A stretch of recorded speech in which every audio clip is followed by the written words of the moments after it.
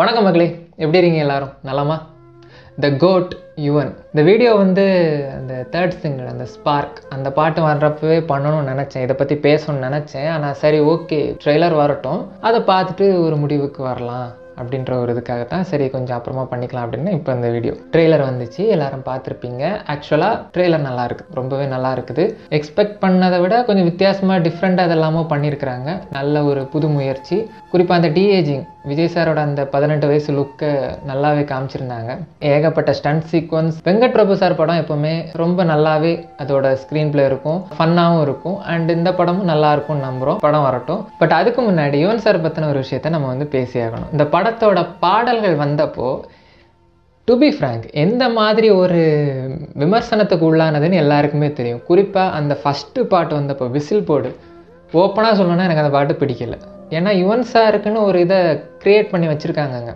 அந்த பாட்டு என்னடா அந்த பாட்டு அப்படின்ற மாதிரி இப்போ வரைக்குமே எனக்கு அந்த பாட்டு பிடிக்கல. செகண்ட் பாட்டு நல்லா இருந்துச்சு, அந்த மெலடி அது வந்து நல்லா இருந்துச்சு கேட்குறதுக்கு. பட் இந்த ஸ்பார்க் பாட்டு வந்து இது எதில் சேர்க்குறதுன்ற மாதிரி ஒரு ஃபீல் ஆச்சு எனக்கு. இது என்னுடைய கருத்து, சரிங்களா? இதில் மாற்று கருத்து ஒவ்வொருத்தருக்கும் மாறும், இது என்னுடைய கருத்து. பட் அந்த ஸ்பார்க் பாட்டு வந்து மற்ற லாங்குவேஜில் கேட்குறப்போ நல்லா இருந்த மாதிரி ஒரு ஃபீல், நம்ம இதில் கேட்குறப்போ என்னடா இது நமக்கு மட்டும்தான் அப்படி கேட்குதா அப்படின்ற மாதிரி. ஓகே, இங்கே ஏன் இந்த மாதிரி ஆகுது, இங்கே ஃபேக்ட் என்ன அப்படின்றத நம்ம கொஞ்சம் பார்த்தோன்னு பார்த்தீங்கன்னா, ஆரம்ப கட்டத்தில் யுவன் சாருடைய பாடல்கள் வந்து இப்போ வரைக்கும் அவருடைய அந்த ஜேர்னி, அந்த ஸ்டைலை அதை வந்து லைட்டாக அப்படி பார்த்தோன்னா சில ஃபேக்ட்டுகள் நமக்கே புரிய வரும். அண்ட் ஆல்சோ இப்போ இருக்கிற யுவன் சாரோட ஃபேன்ஸ் முக்கால்வாசி பேர் யாருன்னு பார்த்தீங்கன்னா 2000 அதாவது 90களோட எண்டிலேருந்து 2015 வரைக்கும் ஸ்கூலிங் படித்த முக்கால்வாசி பேர், அது குறிப்பாக 2010 கூட சொல்லலாம். இந்த இடப்பட்ட காலத்தில் ஸ்கூலில் படிச்சுக்கிட்டு இருந்தவங்க தான் இப்போ இருக்கிற யுவன் சாரோட ஃபேன்ஸு அண்டு அதிதீவிர ஃபேன்ஸு, அடிக்ட்ஸ் எல்லாருமே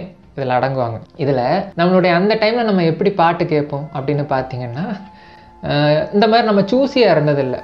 நாளைக்கு யுவன் சாரோட பாட்டு வருது, கேட்கணும். நாளைக்கு ஒரு படத்தை சும்மா யுவன்னு விட்டுருங்களேன், யாராக வேணாலும் இருக்கட்டும், அவருடைய பாட்டு நாளைக்கு மியூசிக் லான்ச் இருக்குது, நாளைக்கு பாட்டு வரப்போகுது, கேட்கணும் அப்படின்னு சொல்லிட்டு ஆர்வமாக நம்ம கேட்டதெல்லாம் கிடையாது. ஸ்கூலை விட்டு வருவோம், டிவி ஆன் பண்ணுவோம், சன் மியூசிக்கு ஏதோ ஒரு லோக்கல் சேனலில் எதுலையா பாட்டு போடுவாங்க. இந்த படம் நம்ம சூஸ் பண்ணி பார்த்ததே இல்லை, அதில் அப்படியே வரும். அண்டு ரேண்டமாக பாடல்கள் நம்ம எங்கெல்லாம் கேட்போம்னா, டீ கடையில் கேட்போம், சலூன் கடையில் கேட்போம், ஏதாவது கல்யாண வீட்டில் மெயினாக ஏதாவது பாட்டு போடுவாங்க. இது என்ன பாட்டு புதுசாக இருக்கே, நல்லா இருக்கே, ஓ அப்போ யாராச்சும் ஃப்ரெண்டு சொல்லுவாங்க, இந்த படத்தில் உள்ள பாட்டுன்னு. அப்போவும் யார் மியூசிக் டைரக்டர்லாம் நம்ம பார்த்தது கிடையாது. அதுக்கப்புறமா தான் நம்ம வந்து இந்த மியூசிக் டைரக்டர் வைஸ் பார்க்குற பழக்கம் நம்மக்கிட்ட வந்துச்சு. அப்போ நம்ம கிட்ஸாக இருந்த டைமில் வந்து இந்த மாதிரி தான் நம்ம கேட்டுட்டு இருந்தோம். அப்போ இந்த செலிப்ரேட்டில் மட்டும்தான் அந்த பாட்டு கேட்குற டிவைஸ்லாம் தனியாக அவங்க வச்சுருந்தாங்க, ஹெட்செட் போட்டுக்கிட்டு வாக்மேன் குத்திக்கிட்டு. அதுக்கப்புறமா MP3 பிளேயர் வந்துச்சு, இந்த மாதிரி இதெல்லாம். பட் மேக்ஸிமம் நம்ம வந்து சூஸ் பண்ணி கேட்காம எங்கேயாச்சும் நமக்கு ப்ளே ஆகும், அப்படி தான் நம்மக்கிட்ட வந்துச்சு. காலங்கள் மாற மாற மாற டெக்னாலஜி வளர்ந்துச்சு, நம்மக்கிட்டே அந்த டெக்னாலஜி வந்துச்சு, நம்மளும் வளர்ந்தோம், அந்த டெக்னாலஜி வளர்ந்தது, அது நம்மக்கிட்ட நம்மளோட கண்ட்ரோலுக்கு வந்துச்சு.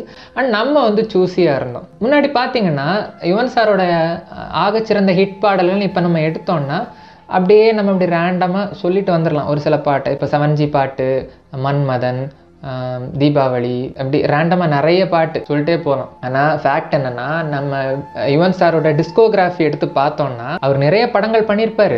அதில் வந்து சில படங்கள் வந்து நம்ம கேட்டிருக்க கூட மாட்டோம், இப்படிலாம் படம் வந்துச்சான்னு கூட நம்ம பார்க்கலாம். நீங்கள் யுவன் சாரோட டிஸ்கோகிராஃபியை விக்கிபீடியாவில் அடித்து பார்த்தீங்கன்னா சில படங்கள் லிஸ்ட்லாம் வரும். நீங்கள் ஜஸ்ட் பாருங்களேன், இப்படிலாம் படம் வந்துச்சா, இப்படிலாம் ஒரு பாட்டு இருக்குதான்னு கூட நிறைய பாடல்கள் இருக்குது.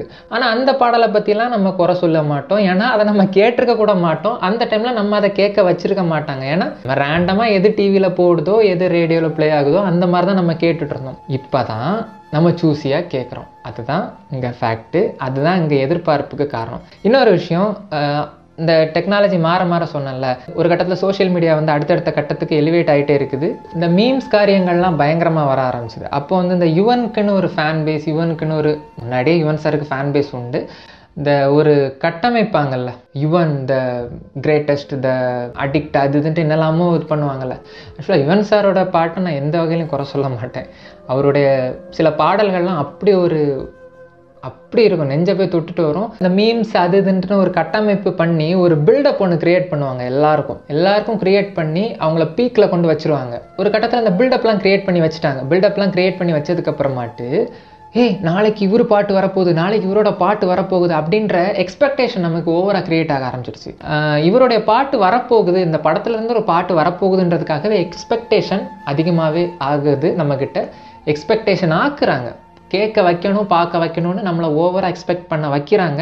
அப்படி நம்ம கேட்குறப்போ, நம்மளுடைய எதிர்பார்ப்பு அதிகமாக இருந்து அதை நம்ம கேட்குறப்போ, அது நம்மளுடைய எதிர்பார்ப்புக்கு இல்லாதப்போ அங்கே வந்து நமக்கு வந்து அது மேலே ஒரு நெகட்டிவ் எண்ணம் வருது. அது அந்த அளவுக்கு நமக்கு சாட்டிஸ்ஃபை பண்ண மாட்டேங்குது. ஒரு விஷயம் தெரிஞ்சுக்கோங்க, எந்த இடத்துல எந்த விஷயத்தில் எதிர்பார்ப்பு அதிகமாக இருக்குதோ ஏமாற்றங்களும் இருக்க தான் செய்யும். அதுதான் இப்போ இருக்கிற எல்லாத்துலேயுமே பொருந்துது, இந்த இசையிலையும் பொருந்தும். முன்னாடி இந்த பாட்டு நல்லா இருக்கே, யார் போட்டது, ஓ இவர் போட்டதா அப்படின்னு போயிட்டு இப்போது இவர் பாட்டு நாளைக்கு வரப்போகுதான் கேட்டுட்டு அந்தளவுக்கு நல்லா இல்லையப்பா அப்படின்ற மாதிரி ஒரு இதில் வந்துரு. காரணம் இந்த ஃபேக்ட்டு தான். அவங்களுக்கு வந்து ஒரு இது க்ரியேட் ஆகுது, நம்ம வந்து கரெக்டாக போட்டாகணும், நமக்காக ஒரு ஃபேன் பேஸ் இருக்குது, நமக்காக ஒரு இடம் இருக்குது, அது வந்து நம்ம கரெக்டாக பண்ணணும் அப்படின்ற ஒரு நிலைமைக்கு வருவாங்க. இது கூட என்ன ஆகுன்னா, காலங்கள் மாற மாற மக்களோட டேஸ்ட்டும் மாறும். அதுதான் உண்மை. புது புது மியூசிக் டேஸ்ட் மாறும், புது புது லைஃப் ஸ்டைல் மாறும். இதெல்லாம் மாறுறப்போ மக்களோட அந்த டோட்டல் இதே மாற ஆரம்பிக்கும். இப்போது என்ன ஆகுன்னு பார்த்தீங்கன்னா, யுவன் சாரோட ஸ்டைல், அந்த பழைய பாட்டெல்லாம் நம்ம கேட்டு ரசிக்கிற அளவுக்கு இப்போத்த பாட்டு அந்த மாதிரி வருதான்னா கிடையாது. இந்த கம்பேக்குன்ற வார்த்தை ஒன்று உண்டு இல்லைங்க, இந்த கம்பேக்குன்ற வார்த்தை அதிகமாக பயன்படுத்தப்பட்ட ஆள் அண்டு அதிகமாக பயன்படுத்தப்பட்டு கேட்ட ஆள்னு பார்த்தீங்கன்னா யுவன் சாரை தான் சொல்லணும். 1000 கம்பேக் கண்ட அபூர்வ சிந்தாமணின்னு சொல்லணும்னா அவரை சொல்லலாம். ஏன்னா ஒவ்வொரு படத்துக்கும் ஒரு இது வந்துடும், இவனோட கம்பேக்டா, இவனோட கம்பேக்னா. ஏன் அந்த கம்பேக்ன்ற வார்த்தை வந்துச்சு? ஏன்னா அவருடைய இந்த பாடல்கள் வந்து அந்த முன்ன மாதிரி அந்த இது இல்லாமல், அவர் ஃப்ரீக்வெண்ட்டாக இசையமைக்கிறது இல்லாமல் கொஞ்சம் லேக் ஆகி, என்ன யுவன் பாட்டு பழைய மாதிரி இல்லை, இந்த மாதிரி ஒரு ஃபீல் கொடுக்க ஆரம்பிச்சிடுச்சு. ஆக்சுவலாக எனக்கு என்ன தோணிச்சுதுன்னா, இது எனக்கு தோணுது, யுவன் சாருக்குன்னு ஒரு ஸ்டைல் இருக்குது, யுவன் சாருக்குன்னு ஒரு தனி அடையாளம் இருக்குது. ஆனால் நம்மளுடைய டேஸ்ட் வந்து காலத்துக்கு காலம் மாறுது இல்லையா? யுவன் சார் வந்து இப்போத்த ட்ரெண்டுக்காக இசையமைக்கணும், இப்போ உள்ளவங்களுக்கு பிடிக்கிற மாதிரி இசையமைக்கணுன்றதுக்காக தன்னுடைய இசையை இப்போ உள்ள காலத்துக்கு ஏற்ற மாதிரி மாற்றி அமைக்க முற்படுறதில்ல சிரமப்படுறாரோ அல்லது அதில் ஏதாவது தடுமாறுறாரோ அப்படின்ற மாதிரி தான் எனக்கு வந்து தோணுது அவருடைய இப்போத்த இசையை கேட்குறப்போ. ஏன்னா அவருக்குன்னு ஒரு ஸ்டைல் இருக்குது. இப்போ வந்து அவர் ஸ்டார்டிங் டைமில் போட்ட இசையை நம்ம ரொம்ப ஒன்றும் கேட்டிருக்க மாட்டோம், ஹிட் பாடல்களை மட்டும்தான் நம்ம கேட்டிருந்தோம். அதுக்கப்புறம் அந்த மீடியம் டைமில் வந்து அவருடைய எல்லா பாடல்களுமே, போடுற எல்லா பாட்டுமே அதிரி புதிரி ஹிட் ஆயிடுச்சு. அந்த மாதிரி ஒரு ஃபார்மில் இருந்தார் இவன். பட் இப்போ வந்து உண்மையாக சொல்லணும்னா அவர் கொஞ்சம் ஃபார்ம் அவுட் மாதிரி தான். ஆனால் ஒரு விஷயங்க, பிஜிஎம்மில் அந்த மனுஷனை அடிச்சுக்கிடவே முடியாது. எதை வச்சு சொல்கிறேன்னா, இந்த கோட்டோட ட்ரெய்லர் பார்த்தப்ப தான் அந்த பாட்டு அந்த மாதிரி வந்திருந்தாலுமே இதில் அந்த பேக்ரவுண்ட் ஸ்கோர் வந்து தெரிக்க விட்டுருந்தாப்புல மனுஷன். அதை பார்க்கும்போது அப்பாடா இதில் மட்டும் ஒன்று அடிச்சிக்க முடியாதியா அப்படின்ற மாதிரி தான் மனசில் தோணிச்சுது. குறிப்பாக அந்த லாஸ்ட்டில் அந்த GOAT அப்படின்னு அந்த தீம் மியூசிக் வரப்போ வந்து நிஜமாலுமே நல்லா இருந்தது. அந்த வெஸ்டர்ன் ஆர்கெஸ்ட்ரேஷனோட கோரஸ், அந்த ஆர்கெஸ்ட்ரல் கோரஸ் வந்து யுவனோட சிக்னேச்சர் ஸ்டைல். அது பிஜிஎம் அவ்வளோ சூப்பராக இருந்துச்சு. பட் பாடல்கள் அந்த அளவுக்கு இல்லை. அதுதான் எனக்கு தோணுச்சு. யுவன் சார் வந்து இப்போத்த காலத்துக்கு ஏற்ற மாதிரி தன்னை மாற்றி அமைக்க முற்படுறதுல தடுமாறுறார். அதுதான் அவருக்குன்னு ஒரு ஸ்டைல் இருக்குது. அவருடைய ஸ்டைலில் அவர் இசையமைச்சாலே சூப்பராக இருக்கும்.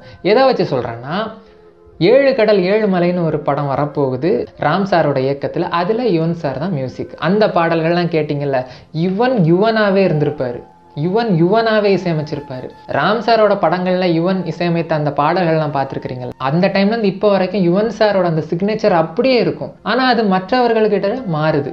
யுவன் சார் வந்து அந்த இதெல்லாம் ஒதுக்கி வச்சுட்டு, நான் எனக்குன்னு ஒரு ஸ்டைல் இருக்குது, அதுபடி நான் இசையமைப்பேன் அப்படின்ற மாதிரி அவர் எதுக்கும் குழம்பாமல் கரெக்டாக இசையமைச்சார்னா கண்டிப்பாக ஒர்க் அவுட் ஆகும்னு எனக்கு தோணுது. இது என்னுடைய கருத்து, நான் சொல்கிறத சொல்லிட்டேன். எது எப்படி இருந்தாலும் ஒவ்வொருத்தருக்கு ஒவ்வொரு விதமான ஸ்டைல் இருக்குது, இசையமைக்கிற ஸ்டைல். ஆனால் பாடல்கள் கேட்கும்போது நம்மளை பிடிச்சி ஒரு ஆழ்ந்த ஒரு அண்டவெளிக்கு கூட்டு போய் ஒரு ஹாலுசினேஷனில் உள்ள தள்ளி ஏதோ ஒரு சோகத்தை மனசுக்குள்ளே திணிச்சு நம்மளை அப்படியே புழிஞ்சு நமக்குள்ளே இருக்கிற சோகத்தை மொத்தமாக வெளியெடுத்து போட்டுட்டு நம்மளை அளவும் வச்சு அட் த சேம் டைம் ஒரு நல்ல ஒரு ஃபீலையும் கொடுத்து நம்மளை அப்படியே ரிஃப்ரெஷ் பண்ணி வெளியே தூக்கி போடுற ஒரு இசை யுவன்கிட்ட உண்டு. அது மறுக்கவே முடியாத உண்மை. அவருடைய பல பாடல்கள் இப்போவும் நான் கேட்டு வேற ஒரு வேர்ல்டுகளே போயிட்டு வருவேன். அந்த மாதிரி ஒரு இது அதாங்க யுவன் சாரை பற்றி அத்தனை விமர்சனம் வந்துக்கிட்டு இருந்தது. எனக்கும் நான் ஓப்பனாக சொன்னேன், எனக்கு அந்த பாட்டு பிடிக்கலை, விசில் போட பாட்டு எனக்கு சுத்தமாக பிடிக்கலை, இப்போ போட்டாலும் எனக்கு கேட்க தோணாது. செகண்ட் வந்த பாட்டு நல்லா இருந்துச்சு, தேர்ட் வந்த ஸ்பார்க் வந்து இப்படியோ அப்படியோன்ற ஒரு ஃபீல் தான் இருந்துச்சே தவிர மற்றபடி அவருடைய பழைய பாடல்களும் சரி, இடைப்பட்ட சில 1-2 பாடல்களும் சரி, அவருடைய சிக்னேச்சர் அப்பப்போ கொடுத்துட்டு தான் இருக்குது. யுவன் சார் இதை மனசில் வச்சுக்கிட்டு கொஞ்சம் முயற்சி பண்ணி பண்ணார்னா கண்டிப்பாக அவரால் பழைய ஃபார்மில் கொடுக்க முடியும். கோட் ட்ரெய்லர் சாட்டிஸ்ஃபேக்ஷனாக இருந்தது. படம் எப்படி இருக்குன்னு தெரில. பட் படத்தில் பிஜிஎம் கண்டிப்பாக மனுஷன் பிரிச்சிருப்பார் அப்படின்ற ஒரு நம்பிக்கை இருக்குது. படம் வரட்டும், பார்க்கலாம். அவ்வளோதான் மக்களே. கோட் ட்ரெய்லர் நீங்கள் பார்த்தீங்களா? உங்களுடைய கருத்தை சொல்லுங்கள். யுவன் சாரோட பிஜிஎம்மும் அவருடைய அந்த பாடல்கள் பற்றின உங்களோட கருத்தும் நீங்கள் கமெண்டில் பதிவு பண்ணலாம். அண்டு அடுத்து இன்னொரு நல்ல வீடியோவில் சந்திக்கிறேன். அதுவரை உங்களிடமிருந்து விடைபெறுவது உங்கள் நண்பன் விஜய் ஜிபி. வணக்கம் மக்களே. தமிழ் வெல்லும்.